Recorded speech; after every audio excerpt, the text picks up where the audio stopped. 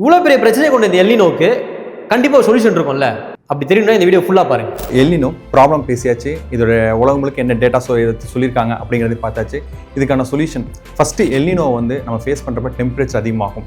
So அதனால நம்ம வெளியில் போகிறப்ப நிறைய தண்ணி நீர்மோர் வச்சுக்கணும். Because of rich in sodium and potassium. அதுதான் நம்ம ஹார்ட்டுக்கு ரொம்ப நல்லது. தலையை ப்ராப்பராக ஒயிட் க்ளோத்தோட கவர் பண்ணிங்க.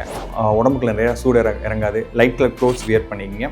விவசாயம் முடிஞ்ச அளவு தண்ணி கண்டிப்பாக கிடைக்கும் அப்படின்னு தெரிஞ்சால் பயிரிடுங்க.